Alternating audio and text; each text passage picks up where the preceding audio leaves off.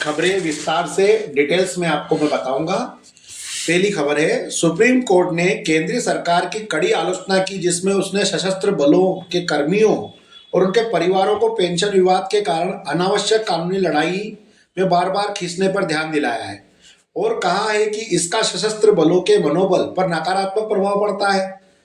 पीठ ने इस तरह के मुकदमों से बचने के लिए नीति हस्तक्षेप की आवश्यकता पर जोर दिया है और यह भी बताया कि मृत्यु और विकलांगता लाभों से 3000 से अधिक अपील अभी भी लंबित है, जिसका कि निराकरण अभी तक नहीं हुआ है। अब दूसरी खबर है, कोर्ट ने 2023 के एक सशस्त्र बलों के न्यायाधिकरण एएफटी के आदेश के खिलाफ सरकार की अपील को खारिज कर दिया है, जिसमें 30 वर्षों की सेवा के बाद हाइपरटेंशन और डायबिटीज के ग्रस्त रिटायर वायुसेना अधिकारी को विकलांगता पेंशन देने का आदेश दिया गया था। पीठ ने इस पर बल दिया है कि जिन्होंने देश की सेवा की है उन्हें लंबी कानूनी लड़ाइयों का सामना नहीं करना चाहिए और सरकार को एएफटी की स्थापना के उद्देश्य से यह याद दिलाया। तीसरी खबर है आपके सामने, सांसदीय पैनल ने पेंशनरों की शिकायतों के निपटान में देरी पर चिंता जताई है और सिस्टम सुधार के लिए सामाजिक लेखा परीक्षण पैनल बनाने की सिफारिश की है, जिसमें वर्ष जो सैनिक है उसकी वर्षों के आधार पर जो है पेंशन परसेंटेज के हिसाब से बढ़ाने का कहा गया। जैसे 65 वर्ष की आयु के लिए 5% बढ़ाई जाएगी या 70% की आयु के लिए 10% बढ़ाई जाए, 75% की आयु के लिए 15% बढ़ाई जाए और 80 वर्ष की आयु के लिए 20% अतिरिक्त पेंशन बढ़ाने की मांग को सहानुभूति से विचार करने को कहा है। पेंशन और पेंशनर कल्याण विभाग को वित्त मंत्रालय से इन प्रस्तावों पर गंभीरता से विचार करने का निर्देश भी दिया है। खबर अग्निवीर हमारे उनकी है। अग्निवीरों को सरकारी नौकरी में स्पेशल छूट राज्य ने कर दी आरक्षण और लोन देने की घोषणा। हरियाणा सरकार ने अग्निवीर 2024 को लागू करते हुए अर्धसैनिक कल्याण परिषद मंत्री राव नरबीर सिंह ने पुष्टि की है कि हरियाणा देश का पहला राज्य है जिसने अग्निवीरों को सुरक्षा कवच प्रदान किया है और इससे पहले ही उन्हें सुरक्षा दे दी गई है, लेकिन ये फिर भी उन्होंने और घोषणा की है। अग्निवीरों को पुलिस, खनन गार्ड, जेल वार्डन तथा एसपीओ की भर्ती में 10% आरक्षण देने की घोषणा की है। इसके अलावा ग्रुप सी सीधी भर्ती में 5% और अग्निवीर के युवाओं को 5 वर्ष की आयु में छूट भी दी है।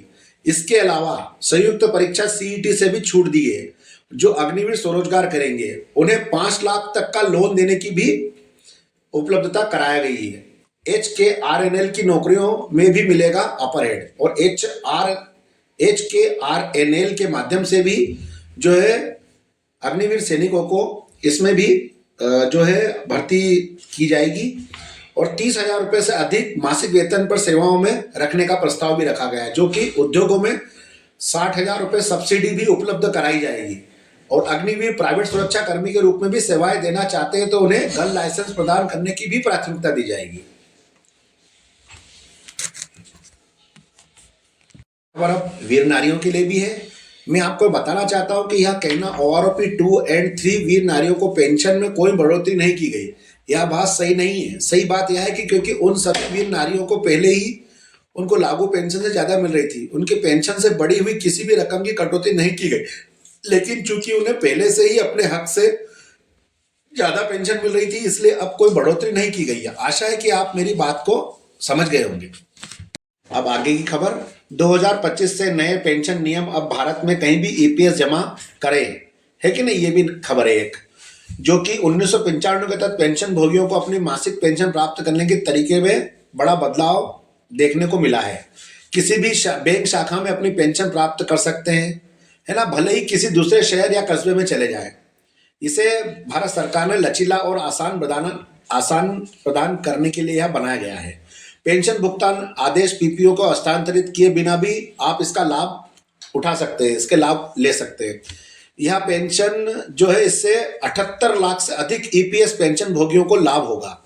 केंद्रीय मंत्री डॉक्टर मनसुख मंडाविया ने इसमें इस पहल की सराहना की है। ईपीएफ को अपडेट करने की दिशा में एक महत्वपूर्ण कदम उठाया है ये, और उन्होंने कहा है कि नई प्रणाली पेंशन भोगियों को लंबे समय से चली जा रही समस्याओं का समाधान करेगी। और अब जो सेना विवाद है महिला अधिकारी का, उनका बताता हूं मैं आपको। भारतीय सेना देवी काली की छवि वाली मजबूत महिला अधिकारी चाहती है कि सेना प्रमुख जनरल उपेंद्र द्विवेदी साहब जो है हमारे महिला अधिकारियों को कमांड यूनिट में पदोन्नति को बचाव करते हुए कहा है कि बेहद अच्छा काम कर रही है और अधिकारियों को बचाओ। लेफ्टिनेंट जनरल राजीव पुरी अब सेवानिवृत्त द्वारा पूर्वी सैनिक commander lieutenant general RC Tiwari को लिखे गए पत्र के बाद किया गया है कि जिसमें उन्हें खिलाफ कई तरह के मुद्दे उठाए गए, जिसमें अधिकारी प्रबंधन और सहानुभूति की कमी और अधिकार की गलत भावनाओं को शामिल किया गया है। सेना महिला कमांडिंग अधिकारियों के बारे में लेफ्टिनेंट जनरल पुरी सेवानिवृत्त के आकलन से सहमत नहीं है और कहा कि यह उनकी धारणा है। बात पहली बार प्रेस कॉन्फ्रेंस में जनरल ने कहा, जनरल पुरी का पत्र लीक हो गया लेकिन इन्हें लीक नहीं होना चाहिए था। जांच के आदेश दिए गए हैं। यह एक धारणा है कि उनकी पूरा अधिकार है या अतिरिक्त संचार है। अब हम यहाँ देखना होगा कि जब हमने कमांडिंग ऑफिसर सीओ बनाए तो क्या परिस्थितियां थी। यह सुप्रीम कोर्ट के आदेश पर आधारित था और जहां पूरी प्रक्रिया में तेजी लाई जाएगी। सेना प्रमुख ने बताया कि वर्तमान में लगभग 1700 महिला अधिकारी सैनिक स्कूलों, सैन्य स्कूलों और अन्य प्रशिक्षण ले रही है और अपना प्रशिक्षण पूरा करने के बाद भारतीय सेना से तीनों सेनाओं में शामिल हो जाएंगे। वर्तमान में भारतीय सेना में 8000 महिला अधिकारी हैं। अब खबर वेलफेयर की। SSCI के द्वारा RTA नीमच में जवान सुरक्षा सुपरवाइजर और सुरक्षा अधिकारी की भर्ती है जो कि 9 दिवसीय जिला नागौर में चालू होगी, जिसका कि ये लेटर है आपके सामने मैं आपको पढ़ के सुना रहा हूँ। 15 जनवरी दिनांक 10/1/2025 को तहसील रियाबाड़ी लाडून नागौर, 11 जनवरी 2025 से तहसील कुचा मान नावा नागौर, 13/1/2025 तहसील डिडवाना और नागौर, 15 जनवरी 2025 को तहसील पर्वत सागर नागौर और 16 जनवरी 2025 को तहसील मकराना मुंडवावा, 17 जनवरी 2025 को तहसील डेगना मोलासार, 18 जनवरी 2025 को तहसील मेटादा और खीरसार, 20 जनवरी 2025 को तहसील जयाल व नागौर के अभ्यर्थी, 21 जनवरी 2025 को नागौर व समस्त राजस्थान के अभ्यर्थियों की भर्ती MMME वासनी रोड रोटरी चौराहे पर होगी। इसमें जो है आवेदक 10वीं पास होना चाहिए और उम्र वैसे इसमें 19 से लेकर 40 साल तक और ऊंचाई 168 से 170 और वजन 55 से 90 किलो और सीना 80 से 85 और फिजिकल फिट शारीरिक स्वस्थ अभ्यर्थी का रजिस्टर होगा। लेकिन हमारे भूतपूर्व सैनिकों के लिए इसके अंदर कुछ छूटें दी गई है, जिसमें आयु में भी छूट है। इसके बाद जो पढ़ाई हमारी 10वीं पास तो रहती ही है और बाकी जो है आपके उसके अंदर वेलफेयर मिलेगा। बाकी इसमें आपको मार्कशीट ले जानी है, अपनी 2 फोटो लेके जाने हैं, आधार कार्ड लेके जाना है, पैन कार्ड भी लेके जाना है और निर्धारित तिथियों में अपने अपने ज़िले में यह भर्ती है। खासकर राजस्थान वालों के लिए तो कृपया करके वहाँ जाएं। अच्छी नौकरी है, बढ़िया है और अच्छा वेतन भी बढ़िया है। आप लोग जाएं और उसके अंदर भर्ती हुए।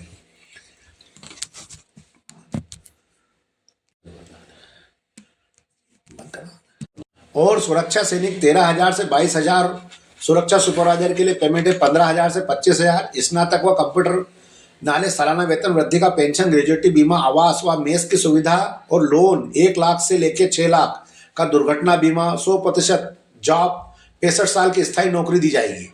भर्ती अधिकारी का जो नंबर है मैं आपको एक बार बता देता हूँ, 8619863856।